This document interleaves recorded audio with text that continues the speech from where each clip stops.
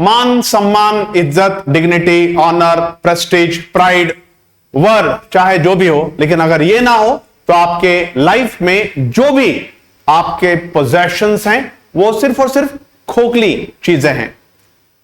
अगर आपके पास इज्जत नहीं है या फिर अगर आपके काम को कोई इज्जत नहीं देता है और आपको बहुत सक्सेस अगर आपको लगता है कि मिल गई है, तो सक्सेस ही नहीं है, वो एक हॉलो सक्सेस है, राइट? क्योंकि जिस कामयाबी को इज्जत ना मिले वो कामयाबी कैसी, जिस दौलत को सम्मान ना मिले वो दौलत कैसी, जिस कैरेक्टर को या जिस कैरेक्टर की कोई डिग्निटी ना हो वो डिग्निटी कैसी, राइट?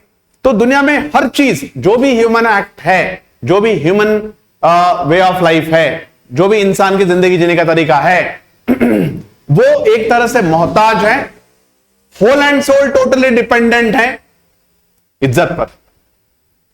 और हम Indo Oxford impact English academy वाले ये चाहते हैं कि आप जब लैंग्वेज इस्तेमाल करते हो तो वो भी एक ह्यूमन एक्ट ही है और उसको भी इज्जत मिले, राइट? क्योंकि आपकी लैंग्वेज का सीधा कनेक्शन आपकी डिग्निटी से होता है, आपकी प्रेस्टीज से होता है, आपके प्रेजेंस से होता है, आपकी सोशल पोजीशनिंग से होता है। आपका सोशल इमेज लैंग्वेज से बनता है और आपका सोशल इमेज लैंग्वेज से ही बिगड़ता है। मतलब लैंग्वेज एक पाइवटल रोल प्ले करती है, लैंग्वेज एक बहुत महत्वपूर्ण रोल प्ले करती है आपके कैरेक्टर को बिल्ड करने के लिए, आपके इमेज को बिल्ड करने के लिए, आपके रेपुटेशन को बिल्ड करने के लिए। इसलिए आपके लैंग्वेज में गलतियां लगभग नहीं होनी चाहिए, 100% गलतियां नहीं होनी चाहिए। ये ज्यादा एम्बिशियस हो जाएगा, ये ओवर एम्बिशियस हो जाएगा, लेकिन गलतियां बहुत कम होनी चाहिए।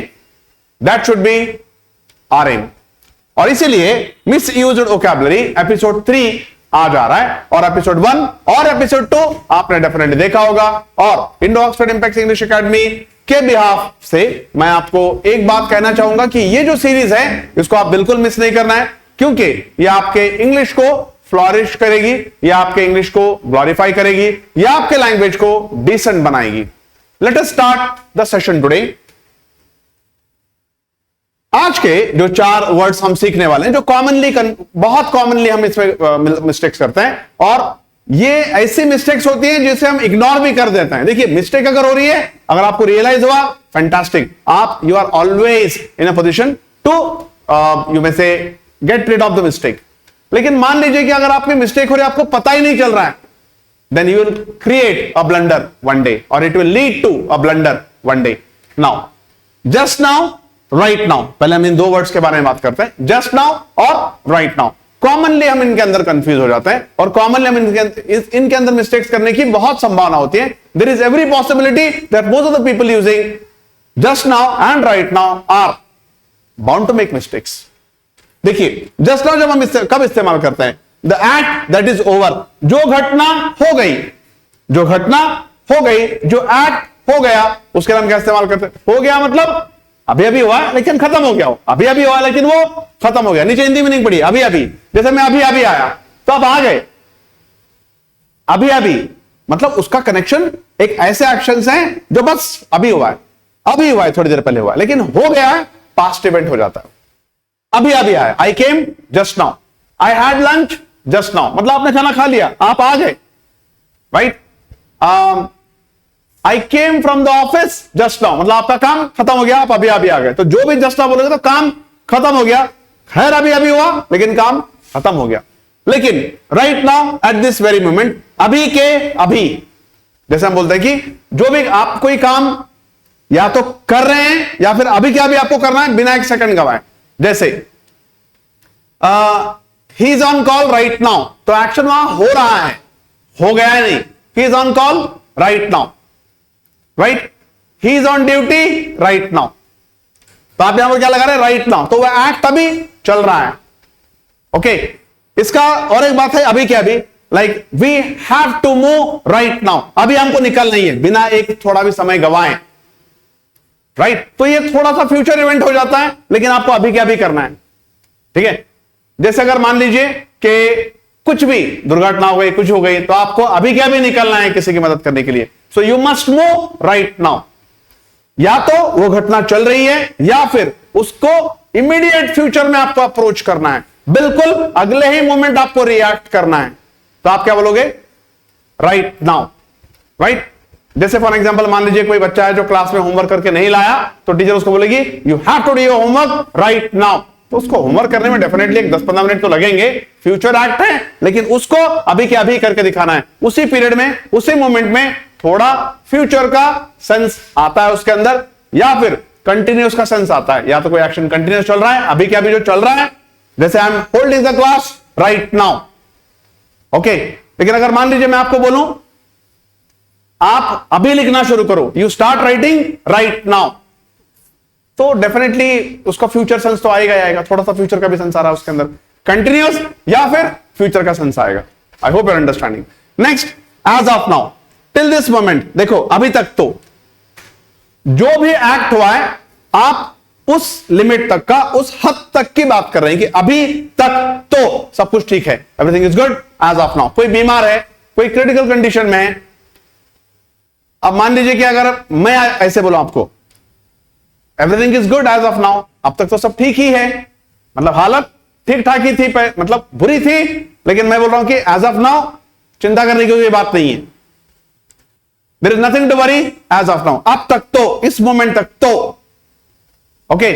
मैं बोल सकता हूं कि as of now I am not worried, अभी तक तो मुझे कोई चिंता नहीं है, okay. As of now everything is going well, अभी तक तो सब ठीक ही चल रहा है, अभी तक तो सब कुछ ठीक ही चल रहा है।